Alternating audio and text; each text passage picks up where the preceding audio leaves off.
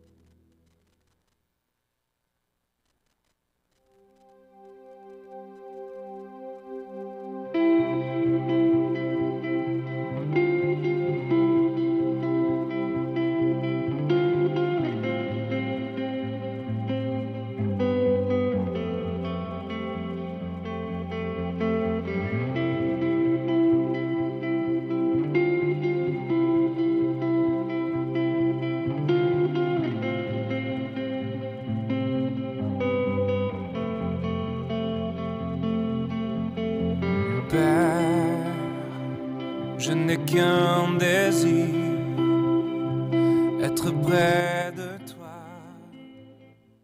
et sentir tes bras. Bonjour à chacun d'entre vous. Soyez les bienvenus à l'Église communautaire Mountain View, une église où tous sont invités à découvrir Jésus et à influencer leur communauté. Si vous nous visitez pour la première fois, nous désirons que vous sachiez que nous sommes un groupe de croyants engagés dans notre foi en Jésus.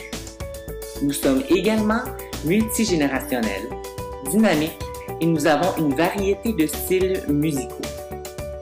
Nous espérons que vous vous sentirez chez vous ce matin, car les gens de cette communauté en sont à différentes étapes dans leur parcours spirituel. Nous sommes simplement une grande famille animée du désir que chacun puisse être rencontré dans ses attentes spirituelles. Merci d'être avec nous et profitez du service. Bon matin tout le monde, ça va bien? Hey, on entend des voix. Wouhou! Plus que 4 en tout cas. Mais je vous le dis, là, pour ceux qui sont à la maison, on est moins que 25. Écoutez, c'est une joie là, pour moi d'être ici ce matin, pour louer avec vous. Puis en même temps, je voulais en profiter pour vous donner des nouvelles de Vanessa, qui va super bien, qui a fini ses traitements. Ouh! Bravo, Vanessa, d'avoir passé au travers de tout ça. Son dernier traitement, c'était vendredi, la journée de la fête de sa fille, de sa plus jeune. Et puis, on veut se réjouir là, avec la famille là, pour cette épreuve-là. Et merci d'avoir passé au travers de cette épreuve-là. Merci à tout le monde pour la prière. Puis on continue de prier parce qu'on sait là, que c'est ça, ça demeure quand même... une grosse épreuve, puis la remise en forme et tout, on n'arrête pas, de soutenir à ce stade-ci. Alors, êtes-vous prêts pour louer le Seigneur ce matin, juste se réjouir ensemble de tout ce que le Seigneur fait dans nos vies? Vous savez, il y a quand même eu plusieurs... le Seigneur continue d'agir pareil. C'est ça qui qui est dommage de ne pas pouvoir à chaque semaine partager des témoignages, mais le Seigneur fait tellement des grandes choses, continue de faire des grandes choses, alors qu'on puisse vraiment le louer ce matin avec un cœur reconnaissant, un cœur dans la joie.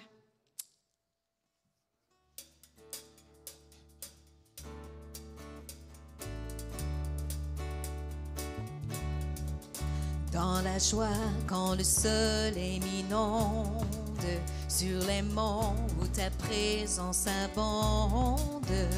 Oh. Jésus, je te suivrai. Dans la peine, quand mon âme sombre, dans la vallée du deuil et de l'ombre. Oh. Jésus, je te suivrai, car tu es mort pour moi. Je vivrai pour toi. Tu t'es offert sans rien garder, tu as souffert pour me sauver. Jésus, je te suivrai, je t'aimerai plus que la vie, te servirai malgré le prix. Oh. Jésus, je te suivrai, confiant quand ma foi est profonde, dans le doute quand ma paix semble fondre. Oh. Jésus, je te suivrai, car tu es mort, car tu es mort pour moi. Je vivrai pour toi. Tu t'es offert sans rien garder, tu as souffert pour me sauver. Jésus, je te suivrai, je t'aimerai plus que la vie, te servirai malgré le prix. Oh. Jésus, je te suivrai, tu t'es offert, tu t'es offert sans rien garder, tu as souffert pour me sauver. Jésus, je te suivrai, je t'aimerai plus que la vie, te servirai malgré le prix. Oh. Jésus, je te suivrai. Oh, oh, oh, oh, oh, oh. Jésus, je te suivrai. Oh, oh, oh, oh, oh. Jésus, je te suivrai. Oh, oh, oh, oh, oh. Jésus, je te suivrai.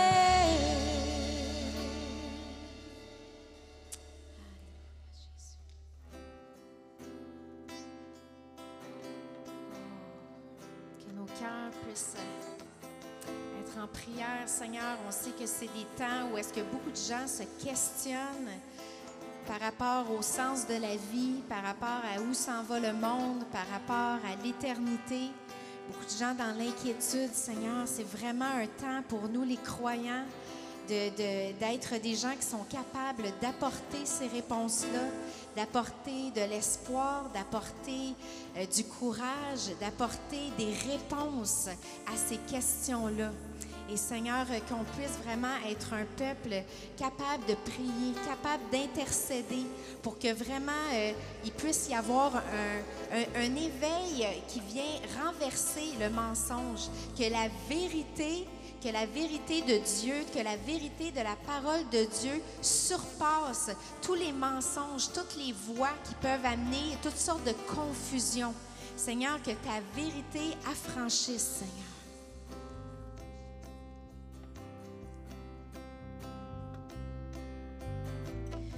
Je vois le roi de gloire descendant sur les nuées. La terre tremble, la terre tremble.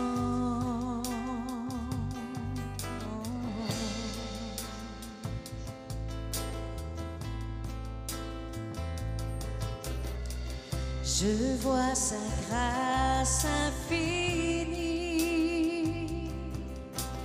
effaçant tous nos péchés. Son peuple chante, son peuple chante. Hosanna, Hosanna, Hosanna au Dieu très haut. Hosanna, Hosanna,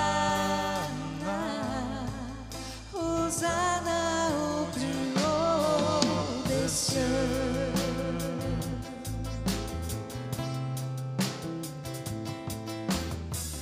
Je vois animé de foi toute une génération qui prend sa place, qui prend sa place. Je vois venir un réveil alors que nous implorons tous à genoux, tous à genoux. Hosanna, Hosanna, Hosanna au Dieu très haut.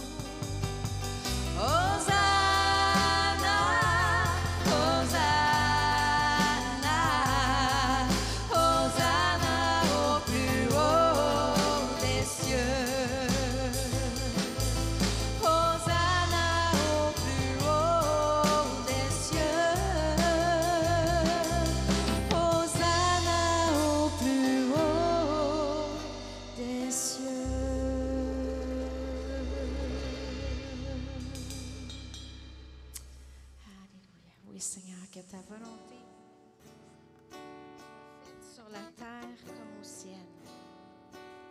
Seigneur, donne à chacun de nous notre pain quotidien, notre portion de la journée, Seigneur, ce que tu as pour nous. Que tu puisses parler au cœur, Seigneur, apporter des réponses, peut-être à ceux qui en ont besoin d'une. Apporter de l'éclaircissement, Seigneur, à ceux qui sont dans la confusion. Que tu puisses apporter de la foi et de l'espérance à ceux qui sont confus, à ceux qui sont dans la peur. Et Seigneur, que tu puisses venir fortifier tous ceux qui sont affaiblis, qu'on garde les yeux fixés sur toi, Seigneur. Oui, Jésus, notre cœur ne nous appartient plus, il t'appartient. Et Seigneur, on sait que tu es l'amour parfait. Et l'amour parfait, qu'est-ce qu'elle fait? Elle bannit la crainte. Alors qu'on puisse marcher en toute confiance, en toute espérance, qu'on te donne, Seigneur, ce qu'on a de meilleur, qu'on puisse refléter, Seigneur, le meilleur de toi. Bien souvent, on n'est pas conscient à quel point les gens nous regardent et y a-t-il quelque chose de pire qu'un chrétien qui est toujours négatif, qui est toujours pessimiste, qui a des paroles qui amènent juste la peur, la confusion. Si c'est votre cas ce matin, soyez pas dans le blâme. C'est pas une question de blâme, mais peut-être que votre cœur a juste besoin d'être touché ce matin. Peut-être que vous êtes frustré, peut-être que justement, ce qui se passe autour vous crée des frustrations, ou peut-être que vous êtes inquiet pour la destinée éternelle de plein de gens. Il y a toutes sortes de raisons pour lesquelles on ressent ce qu'on ressent. Mais si ce matin, vous ressentez que dernièrement, vous êtes plus négatif, puis c'est peut-être pas le meilleur témoignage pour les gens autour de nous, peut-être demander une touche dans ce chant-là, le prochain chant qu'on va chanter, demandez une touche du Seigneur pour venir vraiment apporter un rafraîchissement à votre cœur, venir vous rappeler les promesses, que toutes choses sont en son contrôle, que tout ce qui doit arriver va arriver.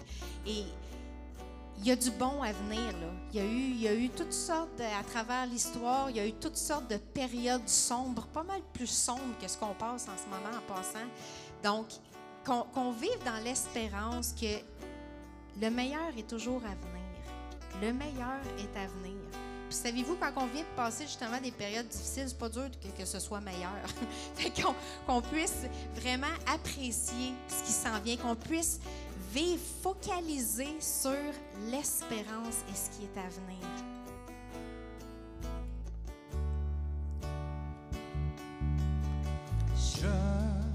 Je te donne mon cœur. Il ne m'appartient plus. Ce que j'ai de meilleur, tout est pour toi, Jésus. Un parfum de valeur sur toi est répandu. C'est l'offrande de mon cœur. Je suis à toi, Jésus. Prends mon âme, prends mon cœur, je te donne tout. Prends ma vie, me voici, je te donne tout.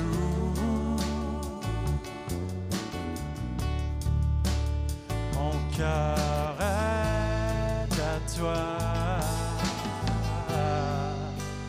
tout à toi.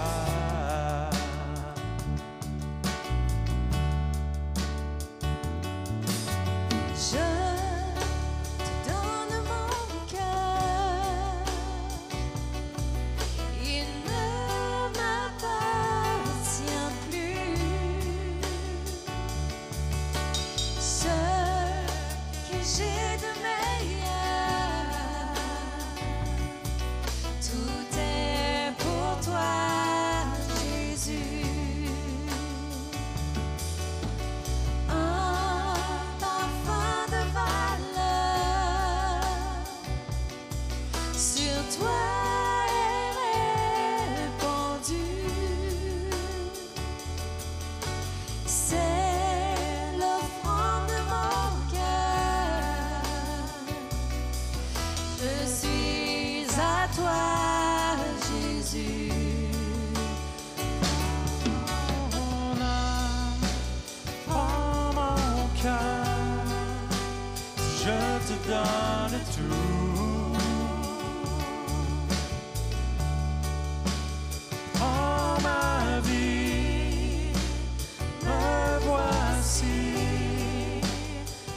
te donne tout.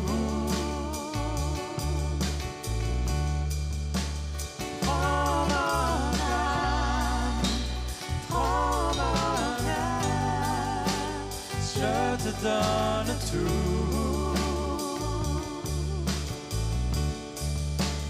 Prends ma vie, me voici, je te donne tout. Encore une fois, remettez-lui ce que vous avez à y remettre ce matin.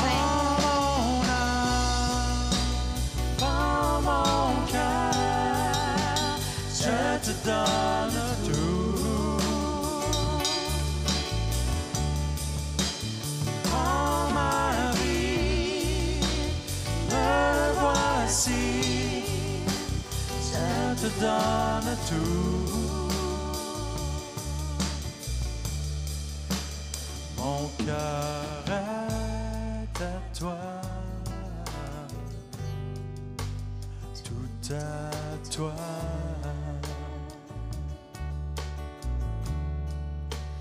Mon cœur est à toi, tout à toi.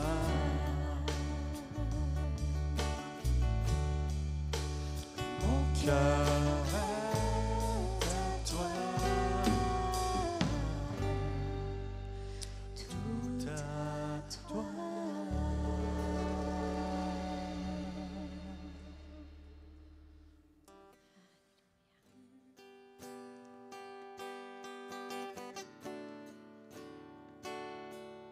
dernier chant, là, peut-être ceux qui sont ici, là, la dizaine de personnes qui sont ici, peut-être se lever. On ne peut pas chanter ce chant-là assis. Je ne pense pas que ça existe, être capable de chanter. Je suis sûre qu'il y a un spring en dedans, il y a un spring spirituel qui a été mis, qui fait que ça pop quand on chante ce chant-là. Je crois que c'est l'hymne contemporain le plus extraordinaire. Quand Richard Picotin a composé ça, là, il y avait vraiment une inspiration grandiose et puis qu'on puisse vraiment déclarer ensemble les choses qui sont et les choses à venir et juste déclarer la royauté de Dieu.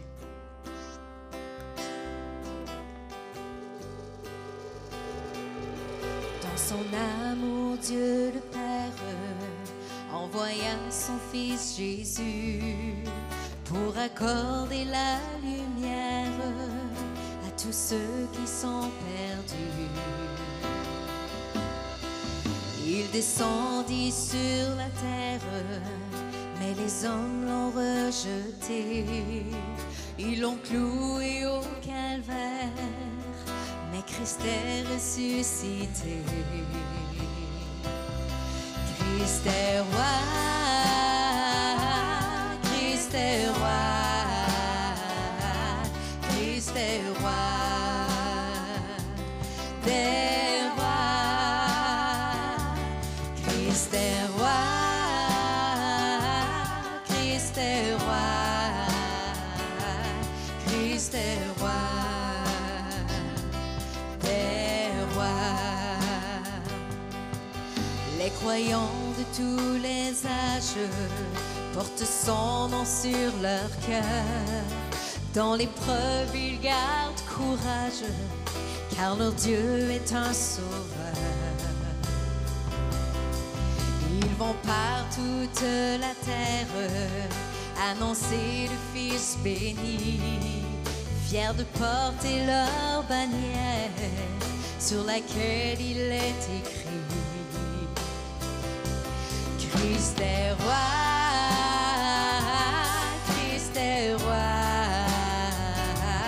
Christ est roi des rois. Christ est roi, Christ est roi, Christ est roi des rois. Un jour les chrétiens du monde seront rassemblés par lui. Ils sortiront de leur tombe, car en lui ils ont la vie. formeront un royaume, leur terre sera leur pays, leur hymne sera un psaume à la gloire du Messie. Christ est roi, Christ est roi, Christ est roi. Oh oui, tu es roi, Christ est roi.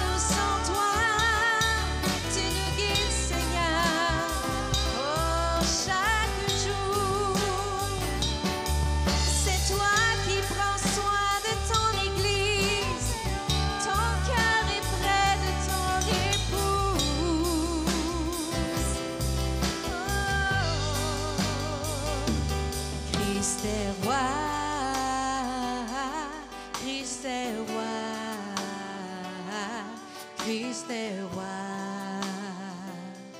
des rois. Christ est roi, Christ est roi,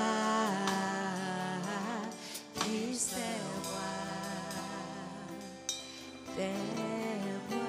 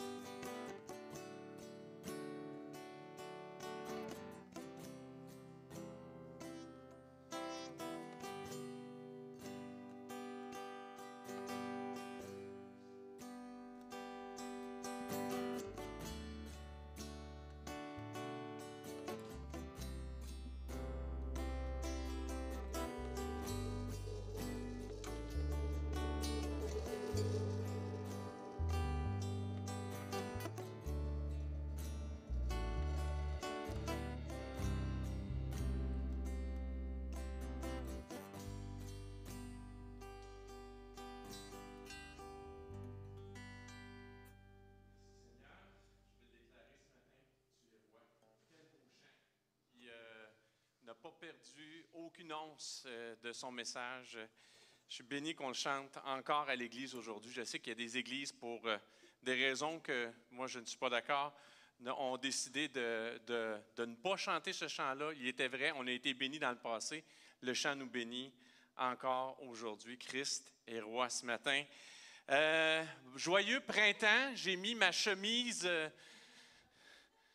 printanière. J'ose croire que le printemps là, va être vraiment là pour rester.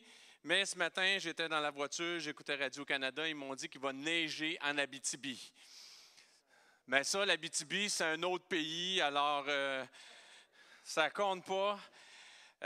Ça me fait plaisir de vous amener le message de la parole ce matin. On est dans une autre série et c'est un titre général pour cette série-là, c'était « Quelle nouvelle ?» avec point d'exclamation. On est dans la bonne nouvelle.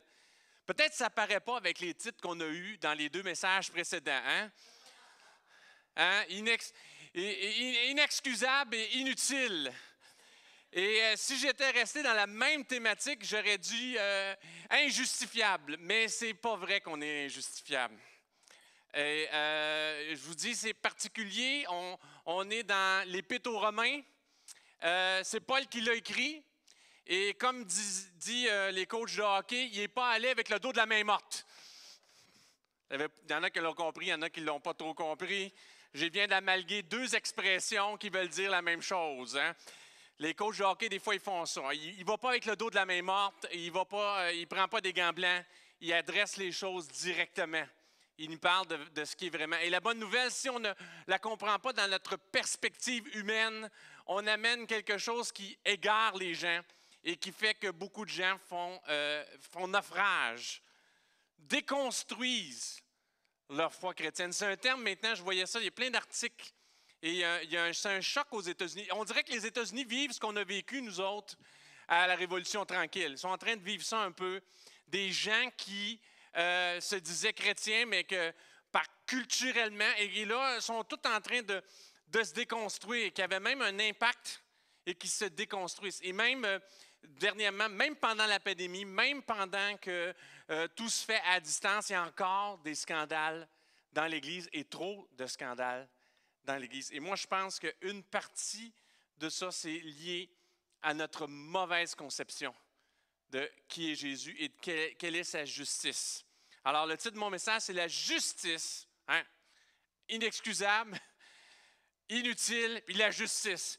Je ne sais pas, si tu vois juste le titre, ça ne te donne pas le goût de cliquer dessus, mais je vous en prie, restez avec moi. Il y a quelque chose de bon pour vous. La justice selon la perspective chrétienne.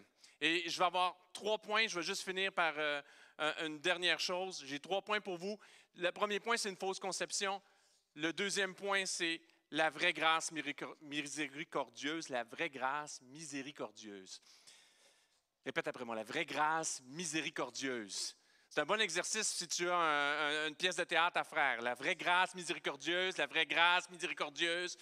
Ton tétatil au tétatou, la vraie grâce miséricordieuse. Une fausse conception, la vraie grâce miséricordieuse et une nouvelle perspective. Une fausse conception de la grâce et de la justice. Une fausse conception de la grâce et de la justice. Grâce et justice, la grâce de Dieu et sa justice vont ensemble. On ne peut pas enlever la grâce de Dieu de sa justice, car Dieu ne peut pas aller contre sa nature. On sert un Dieu qui est amour, plein d'amour, mais c'est aussi un Dieu 3 fois saint. Si je vous prêche la bonne nouvelle seulement, Dieu est amour, Dieu t'aime, Dieu est amour, Dieu t'aime, mais Dieu aussi 3 fois saint. La grâce va avec la justice. Et si on ne comprend pas ça, on passe à côté du message de l'Évangile. La grâce divine englobe la justice de Dieu et cela est réconcilié et rendu possible en la personne de Jésus-Christ, le roi sauveur. J'aime tellement ça. Merci Christian pour le roi sauveur. Moi, je vais toujours l'utiliser maintenant parce que c'est vraiment ça. C'est Jésus-Christ. Christ, c'est le roi sauveur. C'est rendu possible. La justice de Dieu et son amour sont réconciliés en cette personne-là. Et la grâce, moi, je vais vous amener deux concepts de cette grâce-là. C'est bonté et miséricorde. La grâce, ça se manifeste dans la bonté de Dieu et dans sa miséricorde. La grâce complète, la bonne nouvelle non édulcorée. Quel un autre beau mot, édulcoré. Non, on n'a pas dilué, on n'a pas ajouté des additifs, un petit peu de sucre pour que ça passe mieux. Tu sais, les sirops, le sirop Buckley, il n'est pas édulcoré, le sirop Buckley. Ça fait partie de sa marque de commerce. Il goûte méchant. Et il y a une partie qui dans l'Évangile qui ne doit pas être édulcorée. Alors, la grâce complète, la bonne nouvelle et non édulcorée parle de la bonté et de la miséricorde de Dieu en la personne de Jésus-Christ, le roi sauveur. Ainsi, si la bonté de Dieu est gratuite, et généreuse, sa miséricorde a un grand prix.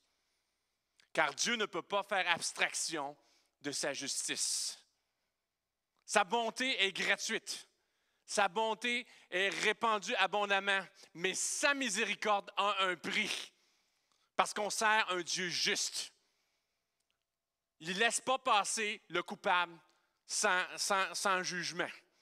On sert un Dieu juste. Alors, moi, ce que je déplore souvent, ce que je pense qui fait que beaucoup de gens font naufrage à leur foi, c'est qu'ils ont cru en une nouvelle. Quelle nouvelle ils ont cru? Ils ont cru en une nouvelle édulcorée, une nouvelle bonbon, un évangile à rabais.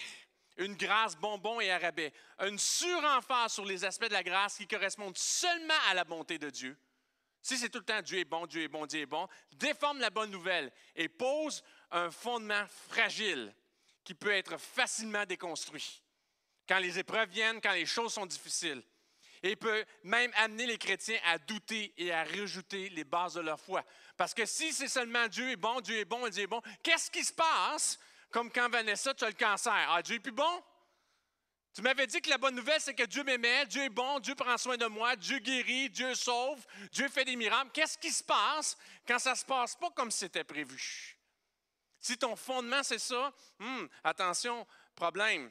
Voici ce que Paul a dit dans le premier épître aux Corinthiens. Je vais vous lire dans le 3e chapitre, je vais vous lire le verset 10 et le verset 12 et 13. Je vous la lis dans la version Louis II, c'est dans le Nouveau Testament, 1 Corinthiens, 3e chapitre, verset 10, 12 et 13. Selon la grâce de Dieu qui m'a été donnée, j'ai posé le fondement comme un sage architecte et un autre bâtit dessus, mais que chacun prenne garde à la manière dont il bâtit dessus. Or, si quelqu'un bâtit sur ce fondement avec de l'or, de l'argent et des pierres précieuses, des pierres précieuses, du bois, du foin, du chaume, l'œuvre de chacun sera manifestée, car le jour la fera connaître, parce qu'elle se révélera par le feu, et le feu éprouvera ce qu'est l'œuvre de chacun. Si c'est des métaux précieux, ça va rester. Si c'est quelque chose, si c'est un évangile à rabais, ça va disparaître. Et même, je vais vous dire, même des fois, ta fondation va s'effondrer. Et c'est ce qui fait que trop de gens, moi je pense, font naufrage à la foi parce qu'ils ont cru à un évangile, mais ils n'ont pas cru à la pleine évangile. Ils ont cru à une bonne nouvelle, mais ils n'ont pas cru à tout ce que ça pouvait être. La grâce bonbon en rabais, nous parlons ici d'une grâce qui n'est seulement basée sur le don de la vie éternelle, le don spirituel, les miracles, la guérison, la bénédiction financière et spirituelle et la faveur de Dieu dans sa vie. Si c'est juste ça ta bonne nouvelle, si c'est juste qu'est-ce que Dieu peut faire pour moi. Dieu est bon, hein? Dieu t'aime, et Dieu bénit. J'ai été béni maintes fois, mais ma foi n'est pas basée seulement sur un Dieu qui m'aime, sur sa bonté dans ma vie, et pas basée seulement sur ma crainte de mourir et mon désir de vivre éternellement. C'est pas juste ça. Dieu est bon, mais je ne veux pas un évangile bonbon, une grâce bonbon, une grâce à rabais. L'entière et bonne nouvelle parle de beaucoup plus de la miséricorde de Dieu que de sa bonté.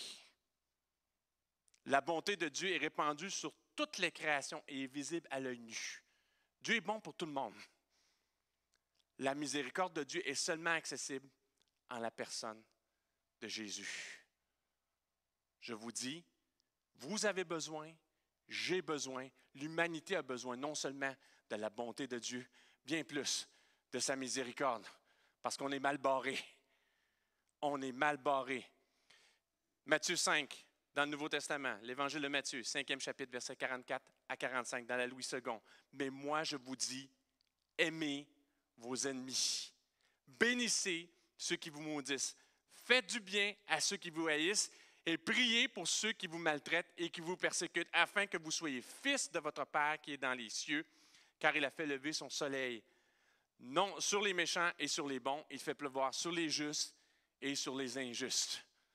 Si on veut représenter Jésus, on est bon, même avec ceux qui ne méritent pas. On est patient, même avec ceux qui nous tombent ses nerfs. On aime nos enfants même quand ils sont un petit peu moins aimables que d'habitude.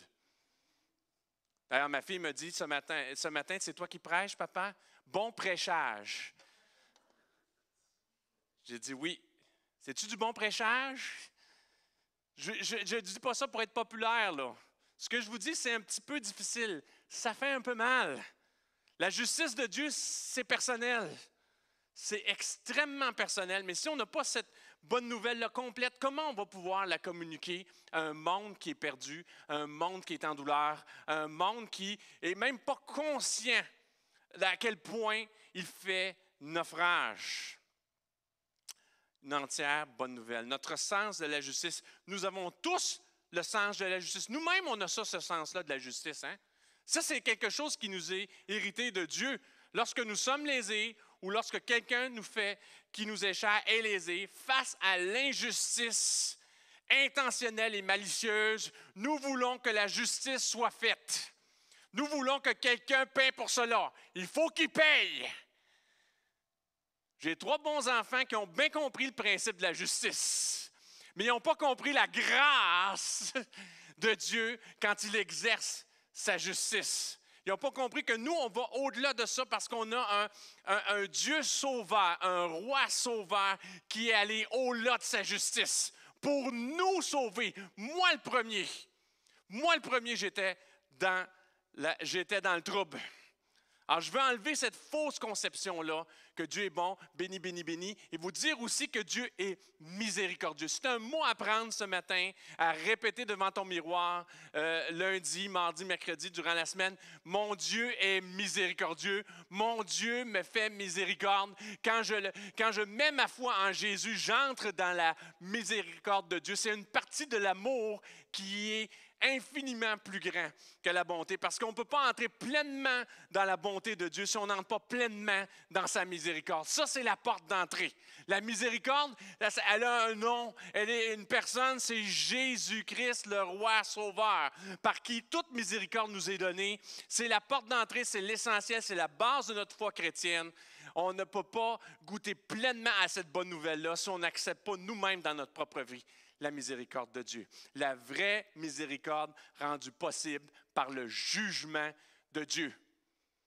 Parce que Dieu est 3 fois saint, il est juste. Voici ce que... Là, on tombe dans notre épître aux Romains. Là. On tombe dans... quand il ne va pas avec le dos de la main morte. Là, hein? Quand il frappe fort. Romains, 8e chapitre, verset 3.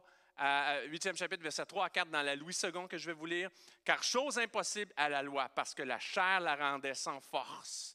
Dieu a condamné le péché dans la chair, en envoyant à cause du péché son propre Fils dans une chair semblable à celle du péché. Et cela afin que la justice de la loi fût accomplie en nous, qui marchons non selon la chair, mais selon l'Esprit. » Je ne sais pas si vous saisissez. Il y a un jugement, là. On nous parle d'un jugement. Un jugement qui était dû pas sur celui sur lequel il est tombé.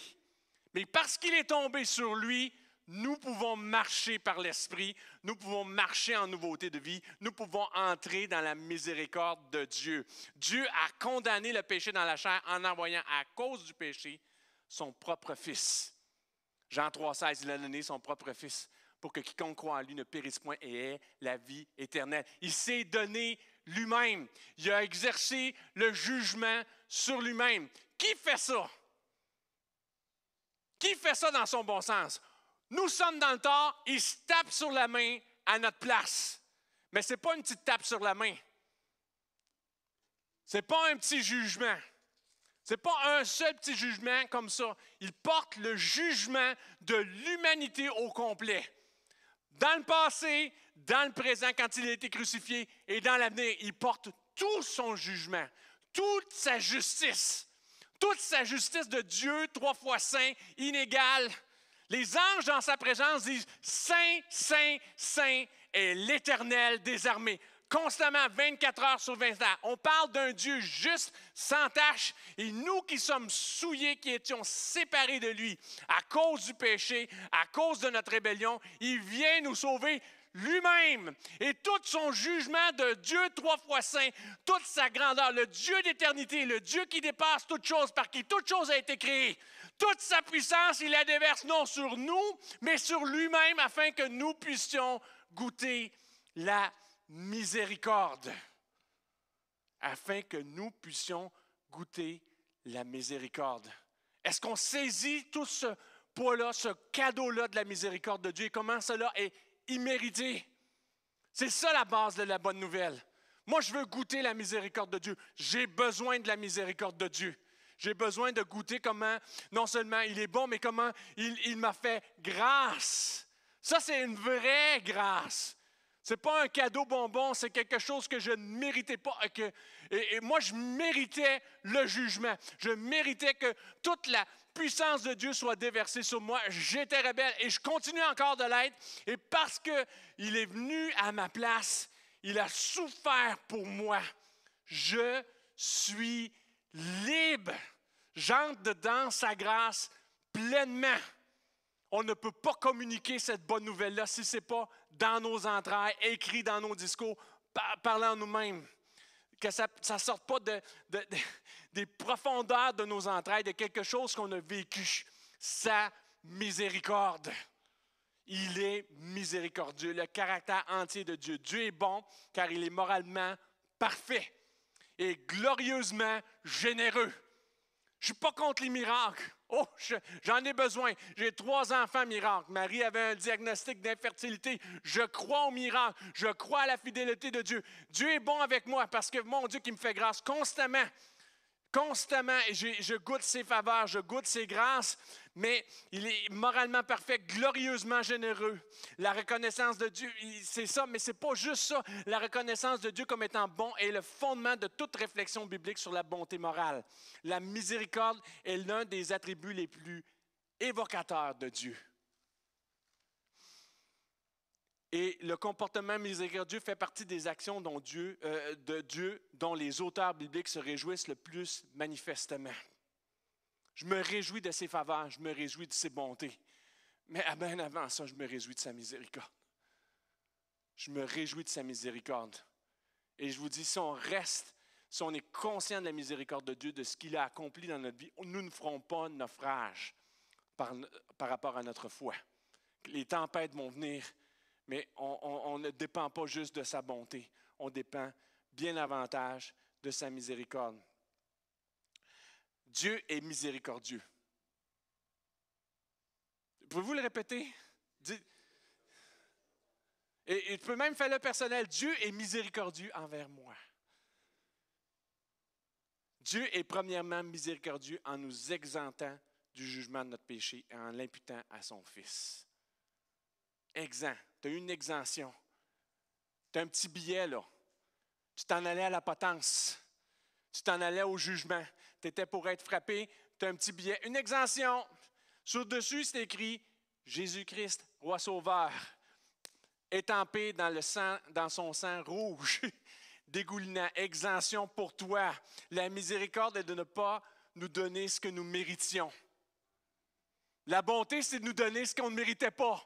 Mais la miséricorde, c'est de ne pas nous donner ce qu'on méritait.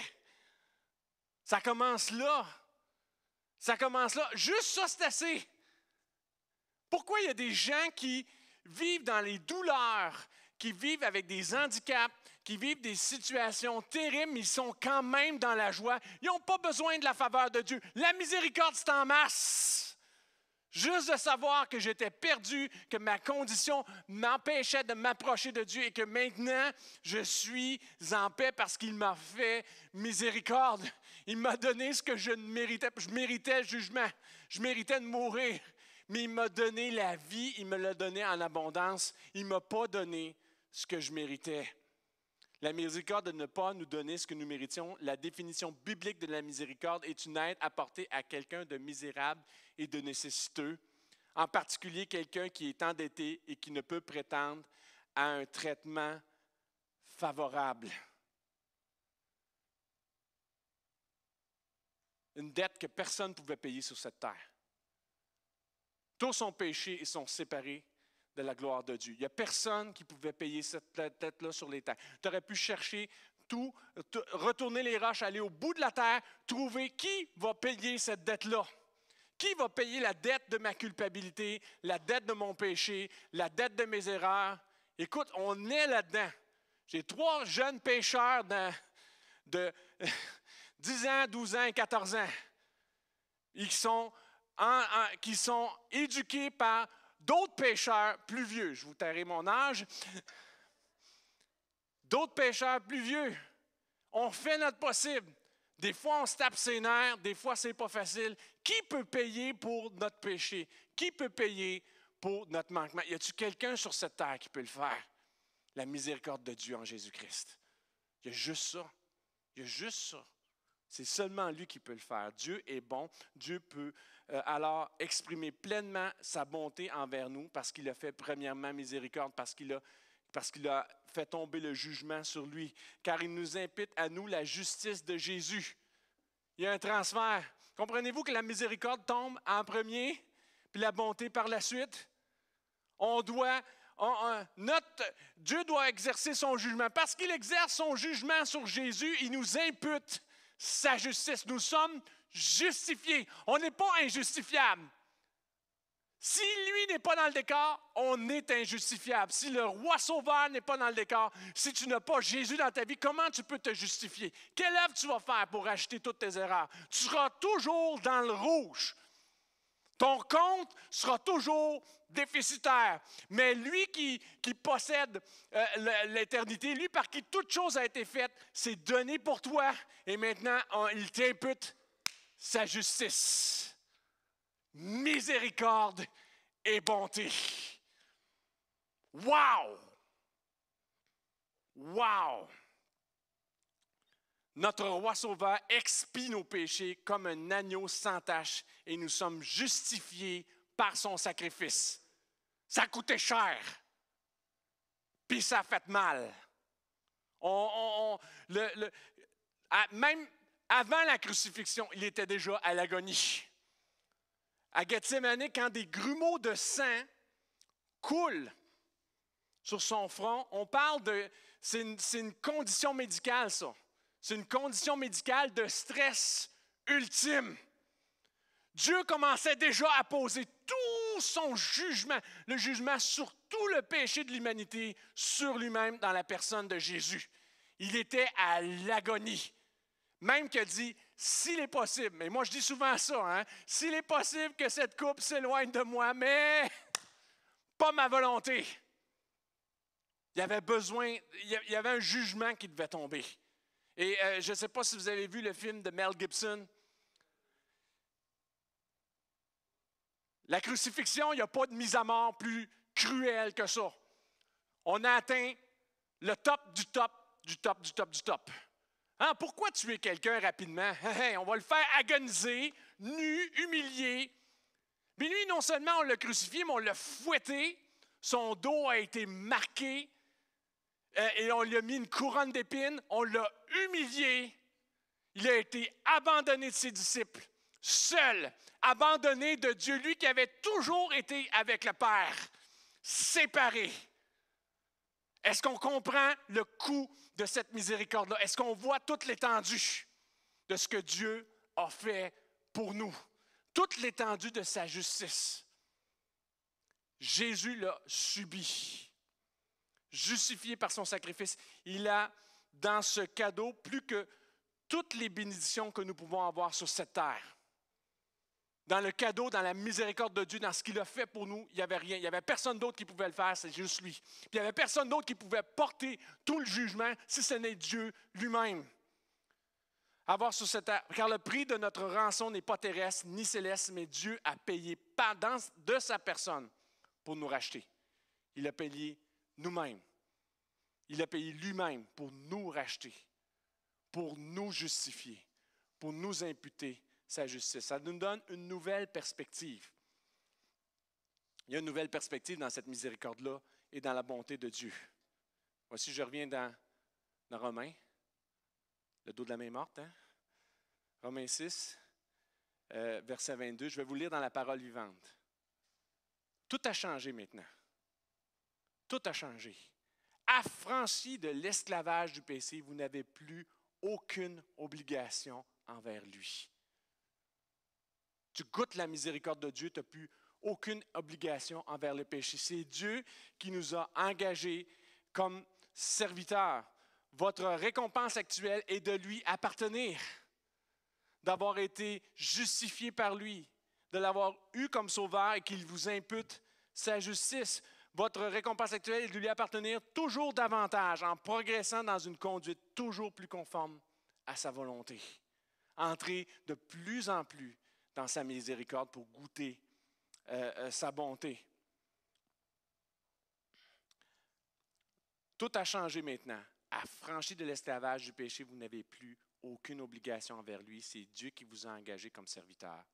Votre récompense actuelle est de lui appartenir toujours davantage, en progressant dans votre conduite, toujours plus conforme à sa volonté. Les fruits que vous portez, ce sont des actions qui réjouissent.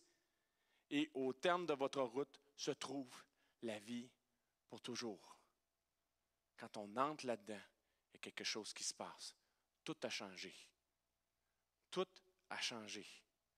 Romains 6, verset 23, je vous lis encore dans la parole vivante. Car si la solde payée par le péché à ses esclaves est la mort, si le résultat du péché est la mort, Dieu nous offre comme cadeau gratuit la vie éternelle en communion avec Jésus-Christ, notre Seigneur, quand nous entrons dans sa miséricorde. Sa bonté se déverse en nous. Ce n'est pas pour rien que Dieu nous a donné une chose à faire en mémoire de lui. Ce qu'il a fait au dernier repas et la Sainte Seine. Faites ceci en mémoire de moi. Ceci est mon corps, livré pour vous. Ceci est mon sang. Ceci est ma miséricorde envers vous. Je suis brisé pour votre relèvement. Mon sang coule pour que vous soyez justifiés, pour que vous soyez relevés, pour que vous puissiez entrer pleinement dans ma bonté. Je pense que Dieu veut Jésus veut que nous nous rappelions toujours de ces choses-là pour qu'on ne s'éloigne jamais de la miséricorde, qu'on ne prenne pas Dieu pour acquis. Ses bontés comme un dû, mais bien plus, ses bontés comme une miséricorde envers nous. L'œuvre du Saint-Esprit. Seulement l'œuvre du Saint-Esprit en nous peut nous convaincre de la miséricorde et la bonté de Dieu. Seulement l'œuvre du Saint-Esprit en nous peut nous convaincre de la miséricorde et la bonté de Dieu manifestée dans ce que Jésus a accompli à la croix. Seulement le Saint-Esprit peut nous convaincre de la réalité de notre nature pécheresse et de l'opportunité de salut dans la foi en Jésus-Christ, le Roi Sauveur.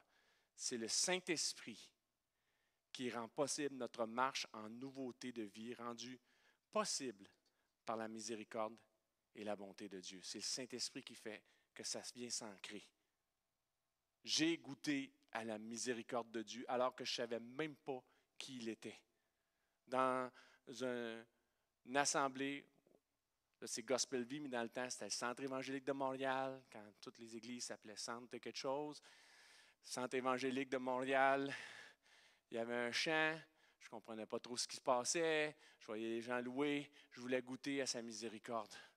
Puis je l'ai goûté, je l'ai expérimenté d'une façon... C'était pas là, mais c'était là. Je le goûtais à l'intérieur de moi. C'était fort, fort, fort, fort, fort, fort, au point que le scientifique se dit, je ne suis pas fou, ce que je vis, c'est vrai. Je ne suis pas schizophrène, mais je vis quelque chose de plus grand que moi. Je goûte à sa miséricorde. Je suis inondé de sa miséricorde. Je ne comprenais rien aux choses de Dieu, mais toutes ces choses-là ont pris place parce que j'ai expérimenté cette miséricorde-là. Est-ce que je n'ai pas vécu des épreuves dans ma vie en masse?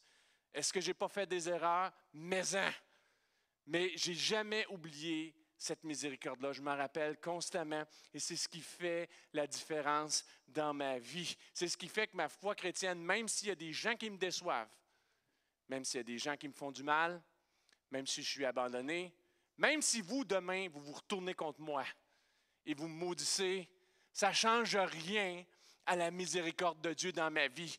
Je l'ai goûté, je ne l'abandonnerai jamais. Mes doctrines ont changé, mes conceptions de Dieu ont changé. Parce que j'avais reçu des choses, je comprenais comme je comprenais. Maintenant, je comprends mieux avec l'expérience que j'ai avec lui, avec la lecture de la Bible que j'ai. Mais je ne peux pas oublier sa miséricorde. Et c'est ce qui me tient, c'est mon ancre. Quand il y a une tempête, je jette l'angle, il me fait miséricorde. Quand je ne sais pas où aller, je fais confiance à sa miséricorde. Je sais que je ne le mériterais pas. Quand je suis entré dans l'Église, j'étais bien conscient que ça ne marchait pas, que je n'avais pas l'affaire. Et j'ai seulement dit, je vais t'essayer Jésus. Et ce qu'il a fait, il attendait juste ça. C'est le Saint-Esprit qui a fait cette œuvre-là en moi. Et si vous partagez cette bonne nouvelle-là, c'est cet esprit-là que vous devez avoir. C'est ce que vous devez communiquer. Mais faites confiance à l'Esprit de Dieu pour convaincre les gens de leur naufrage, de leurs besoins de Dieu, de leurs besoins de miséricorde. Je vous en prie, prenez pas des raccourcis. Ne rendez pas ça édulcoré.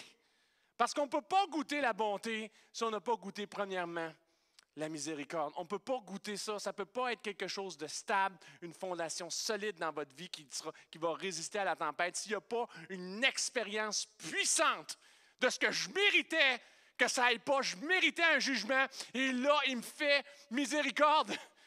Il me fait grâce. J'ai une exemption. Je suis exempté. Je suis justifié. Gloire à Dieu. Il est bon. Voici ce qu'il est dit dans l'Évangile de Jean, quand on parle de l'œuvre du Saint-Esprit. 16e chapitre, je vais vous lire les versets 8 à 11 dans la parole vivante. Quand il sera venu, on parle du Saint-Esprit, quand il sera venu, il prouvera à ceux qui vivent dans le monde la réalité du péché, de la justice et du jugement. Il leur fera d'abord prendre conscience de leur péché qui consiste à refuser de croire en moi. Il leur montrera ensuite de quel côté est la justice en leur révélant que je m'en vais auprès du Père lorsque vous m'aurez perdu de vue. Et enfin, il leur ouvrira les yeux au sujet du jugement divin, puisque le dominateur de ce monde est d'ores et déjà condamné. Il y a un seul péché qui fait la différence pour l'homme. Un seul qui nous sépare de sa grâce. C'est de ne pas reconnaître Jésus comme sauveur. C'est la seule chose qui nous sépare. Et quand on découvre qu'on a juste à le prendre là, ce roi sauveur-là dans notre vie, on a juste à accepter sa miséricorde, puis c'est tout. C'est suffisant. Gloire à Dieu. Le Saint-Esprit fait cette œuvre-là et il nous aide nous-mêmes à non seulement marcher dans ça, mais à refléter qui il est, à marcher en nouveauté de vie, parce qu'on marche dans sa miséricorde. Je reviens dans Romains, le dos de la main morte. Romains 8e chapitre, versets 13 à 16. Si vous vivez selon la chair, vous mourrez. Mais si par l'Esprit vous faites mourir les actions du corps, vous vivrez. Car tous ceux qui sont conduits par l'Esprit de Dieu sont fils de Dieu. Et vous n'avez point reçu un esprit de servitude pour être encore dans la crainte. Oh, j'aime ce passage-là. Vous n'avez point reçu un esprit de servitude pour être encore dans la crainte, mais vous avez reçu un esprit d'adoption, par lequel nous crions « Abba, Père ». L'Esprit lui-même rend témoignage à notre esprit que nous sommes enfants de Dieu, aimés et pardonnés. Peu importe ce que tu as fait, peu importe tes erreurs, tes manquements, peu importe. Il n'y a rien que Jésus ne peut pas effacer si tu ne l'acceptes pas. Il n'y a rien qui est au-delà de l'étendue de la miséricorde de Dieu pour l'être humain. Il a lui-même déjà subi ce jugement-là. Tu es justifié. Je ne sais pas qui tu es ce matin à la maison. Je ne sais pas quelle est ta relation avec Dieu. Mais il y a un acte, une exemption du jugement divin, une porte ouverte vers le ciel, une porte ouverte vers les bontés de Dieu. Et le jugement est déjà tombé. Il suffit de la saisir, d'être convaincu par le Saint-Esprit que tu es pardonné, que Dieu te fait miséricorde, que tu es un enfant bien-aimé. Et là, tu peux venir devant ton Père en paix, peu importe ce que tu as fait. Et tu peux marcher en nouveauté de vie en goûtant sa miséricorde. Reconnaître sa miséricorde, c'est reconnaître que notre condition, c'est de reconnaître notre condition et notre péché. C'est mon dernier point. Je n'ai pas d'autres versets là-dessus, je n'ai pas d'autres choses. Ça, c'est ça qui est difficile. C'est peut-être pour ça qu'on a tendance à vouloir édulcorer les choses. À rendre, bien viens, accepte Jésus, goûte comment il est bon. Puis Dieu guérissait, hein? Il a guéri plusieurs lépreux, mais il y en a juste un qui est venu rendre gloire à Dieu, de tous ceux qu'il avait guéris. Si la gloire de Dieu, le salut, c'était seulement ses bontés, ses faveurs, ses miracles, les églises seraient pleines.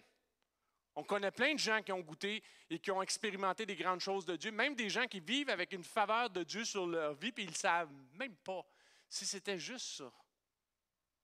Mais la vraie paix, la vraie bonne nouvelle se goûte dans sa miséricorde. Et pour goûter à sa miséricorde, il faut reconnaître notre condition et notre péché. C'est ce qui est difficile. C'est ce qui fait que Jésus, ce qu'il a fait, c'est scandaleux. Sa mort à la croix, c'est scandaleux. Ce n'est pas qu'il soit mort à la croix, mais qu'il soit mort à la croix pour nos péchés. Ça veut dire que j'ai péché. Ça veut dire qu'il y avait un jugement sur ma vie. Et si on est honnête, c'est là c'est vrai. Si on fait tomber les masques, si on reconnaît notre nature humaine, nous sommes tous pécheurs, nous sommes tous privés de la gloire de Dieu. Ça demande un vrai temps d'honnêteté avec soi-même. Mais c'est ce qui fait que c'est un petit peu difficile. Alors, je vous en prie, quand vous partagez cette bonne nouvelle-là, soyez remplis de miséricorde. Communiquez cette miséricorde-là, mais ne niez pas notre réalité humaine dans cette bonne nouvelle. La bonne nouvelle est seulement vraie. Il est seulement roi sauveur pour ceux qui sont perdus, sans repère, et qui le reconnaissent. C'est juste ça.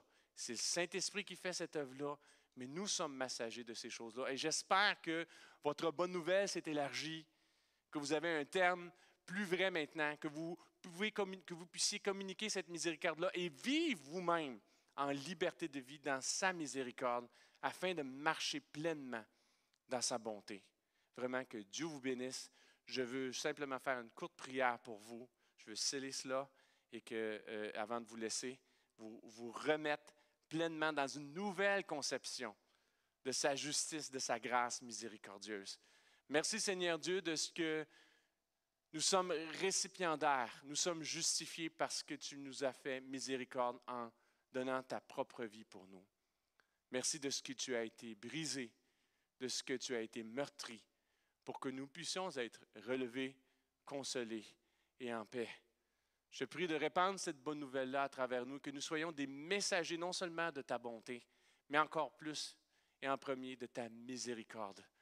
Que nous puissions parler de comment Dieu ne nous a pas imputés, ne nous a pas jugés, mais que nous sommes justifiés, que parce que nous sommes justifiés, nous pouvons marcher en paix, nous avons cette communion avec toi pleinement réconfortée.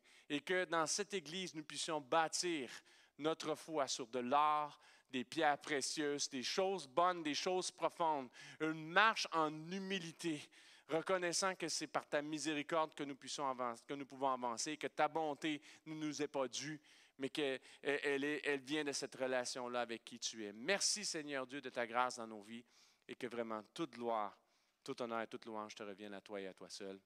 Au nom de Jésus, j'ai prié. Amen. On va peut-être terminer avec le chant Jésus, je te suivrai, qui est un bon wrap-up. Il dit ce matin. Merci, Carl. Dans la joie, quand le soleil m'inonde, sur les monts où ta présence abonde. Oh. Jésus, je te suivrai. Dans la peine, quand mon âme sombre, dans la vallée du deuil et de l'ombre. Oh. Jésus, je te suivrai. Tu es mort pour moi. Je vivrai pour toi. Tu t'es offert sans rien garder. Tu as souffert pour me sauver. Jésus, je te suivrai. Je t'aimerai plus que la vie, te servirai malgré le prix. Oh. Jésus, je te suivrai.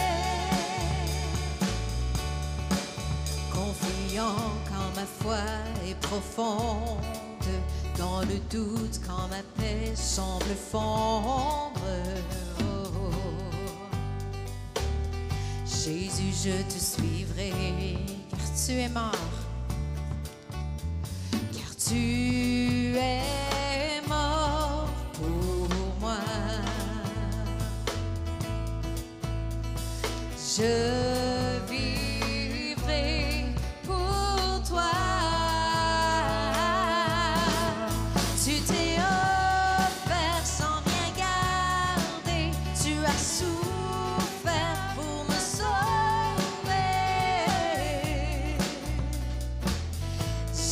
Jésus, je te suivrai. Je t'aimerai plus que la vie, te servirai malgré le prix. Oh. Jésus, je te suivrai. Oh, oh, oh, oh. Oh, oh, oh.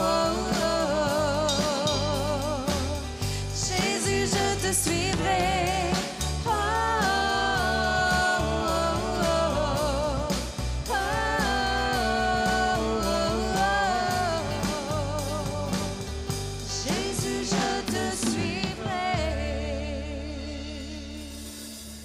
Que Dieu vous bénisse tout le monde. On prie pour votre santé. Soyez fortifiés et soyez des chrétiens de bonne odeur. Amen.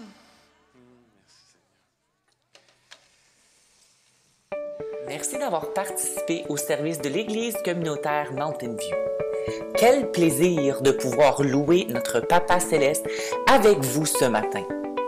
Si vous voulez écouter ce message à nouveau ou encore trouver la banque de tous nos messages, visitez notre site web au www.ecmountainview.org et trouvez l'onglet Enseignement.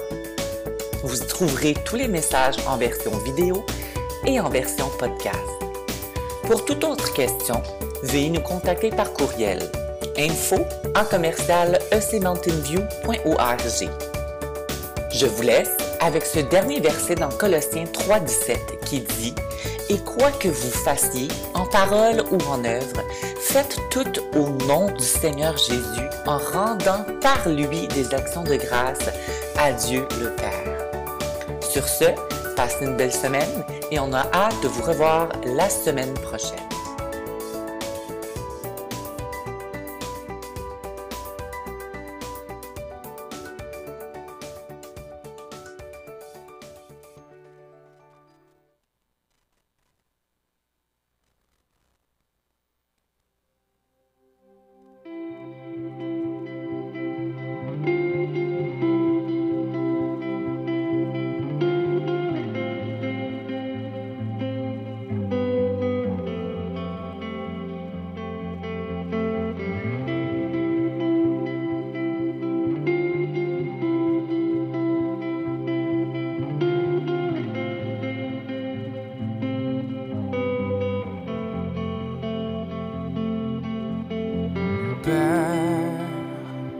Je n'ai qu'un désir, être près de toi et sentir tes bras.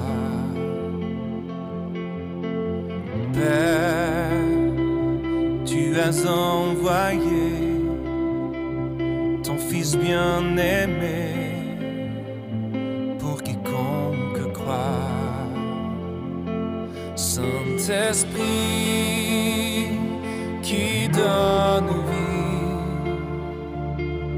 ranime en moi ce feu pour toi. Saint-Esprit, viens par ta pluie, rafraîchis-moi et envoie un souffle nouveau.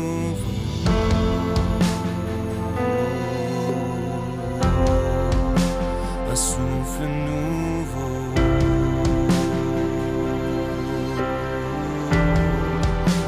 un souffle nouveau,